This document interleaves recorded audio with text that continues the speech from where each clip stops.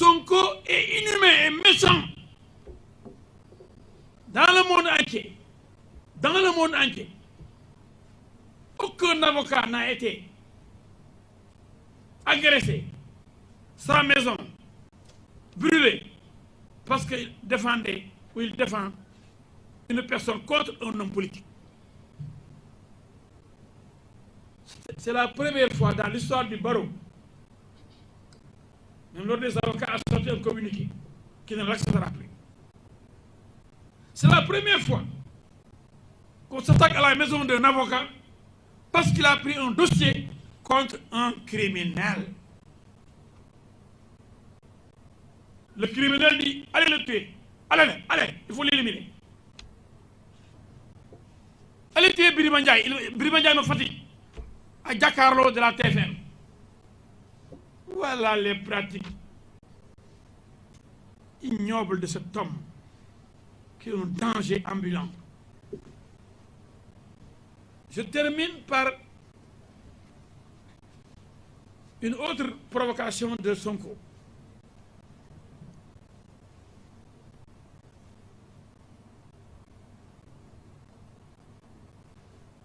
Vous savez, cet homme est malade, Sonko est malade. Mais c'est un fou dangereux. Il y a des fous gentils, hein. Mais c'est une maladie mentale. Les fous ont une maladie mentale. Non. Je ne veux pas aller jusque-là. Là, c'est la justice faire son travail.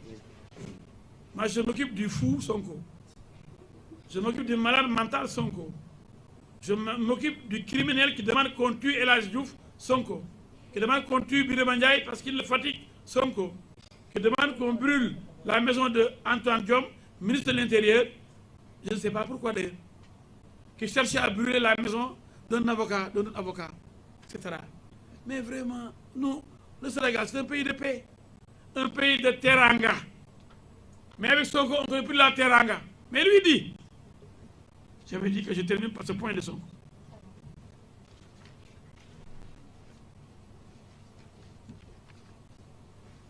Sonko dit, il assume tout, que le pays brûle, qu'il s'en fiche.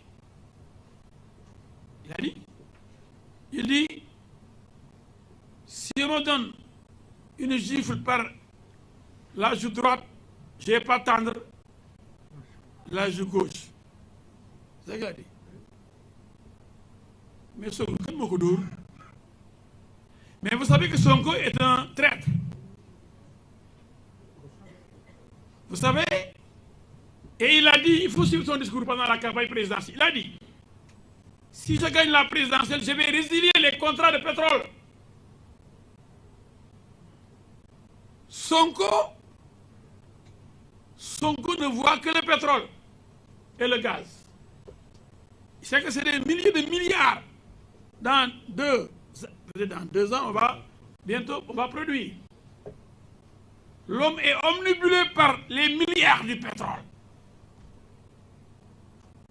Et il est prêt, en disant que s'il gagne, il va résilier les contrats, à travailler pour les autres compagnies pétrolières,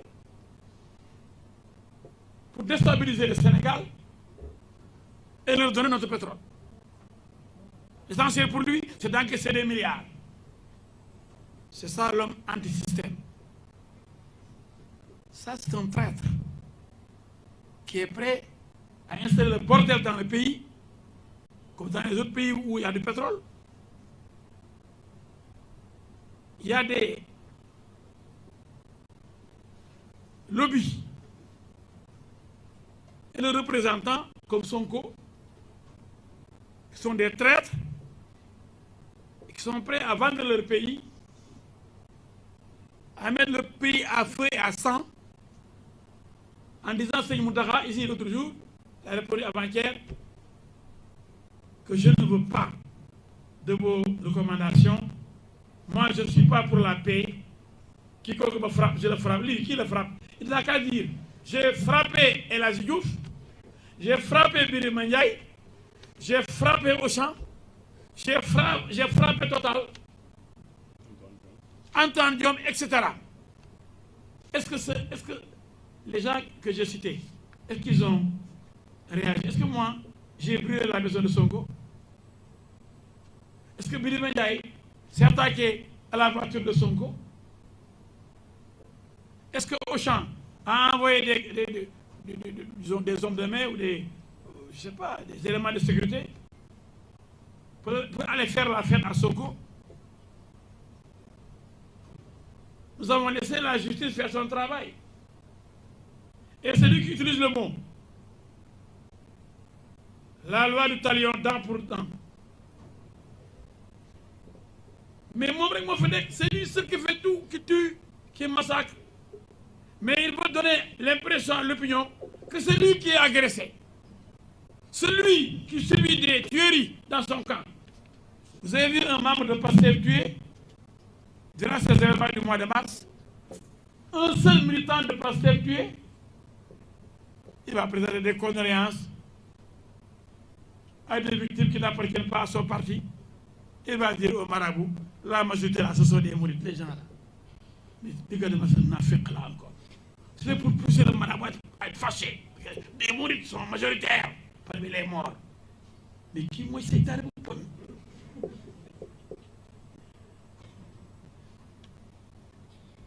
Ce criminel-là, il faut l'arrêter. Il est pire que les Inno. Paix à son âme. Inno, paix à son âme.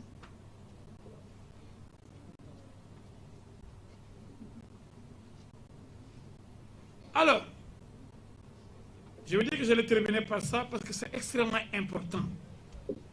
Ousmane Sonko est un mercenaire qui veut résilier les contrats de pétrole pour revendre et vendre même notre pétrole, pour encaisser des milliards.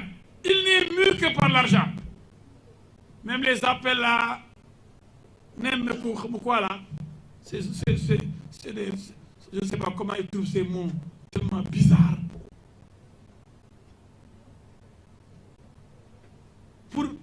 Ils ne cherchent que l'argent. Cotisation, donner de l'argent. L'homme n'aime que l'argent. Les terrains, il les vend, il l'achète, il tue, il vole.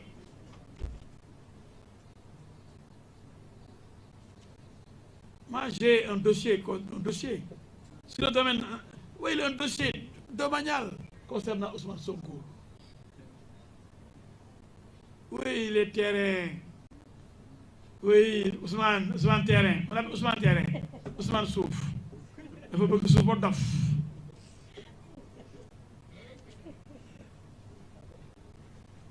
Je vais passer à la version Wolof. Non, je continue après poser les questions. Non, rapidement, le Wolof.